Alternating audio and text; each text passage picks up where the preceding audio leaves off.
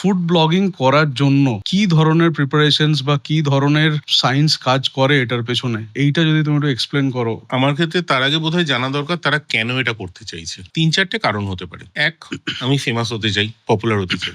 2, আমি ফ্রিতে খেতে চাই। 3, আমি টাকা রোজগার করতে চাই। 4, আমি সিরিয়াসলি আমার এই জায়গাটাকে ডকুমেন্ট করতে চাই। আমি যদি সেটাই ক্লিয়ার থাকি তাহলে আমার পক্ষে অনেক সহজ।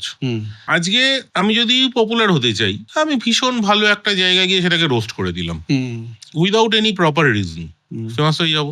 উল্টো পাল্টা জিনিস খেয়ে উল্টো পাল্টা রিভিউ দিলাম, ফেমাস হয়ে যাবো।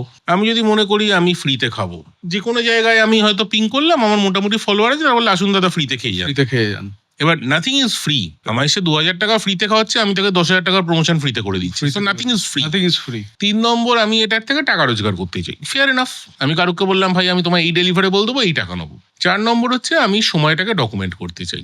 যে আজকে থেকে 20 বছর পরে, ধরো এখনই যদি কেউ জানতে চায় আজ থেকে 10 বছর আগে কি হতো, আমি তাকে বললে হয় আপনি দাদা ফুডকার ওগুলো দেখুন, নয় আপনি মহা মুশকিল ব্লগটা পড়ুন, আপনি দেখে নেবেন। হতে পারে সবকটার একটা কম্বিনেশন। ফলে ফুড ব্লগারদের প্রথম ডিফাইন করা উচিত why are they going for it. মানে প্রথমেই ক্যামেরা কিনতে হবে, মাইক কিনতে হবে, কেউ মাথার দিব্যি দেয়। সেটাই। সে মোবাইল দিয়ে আজকাল মোটামুটি একটা পদের মোবাইল সবাই ইউজ করে। So they always can start with it and then go ahead. যেরম টাকা এলো সে সেরম ইনভেস্ট করলো। তো এটা ওই উত্তরটা খুব দরকার, যে কেন ওয়াই। আই থিঙ্ক সবার কাছে এটা ক্লিয়ার যে ফুড ব্লগিং করতে গেলে কেন, ওয়াইটা আগে খোঁজা দরকার, তারপর হাউ। প্রথমে ওয়াই, তারপর হাউ। এরকম আরো নতুন নতুন মজার পডকাস্ট ইন্টারভিউজ দেখার জন্য সাবস্ক্রাইব করুন সুশোভন সরকার অফিসিয়াল ইউটিউব চ্যানেল।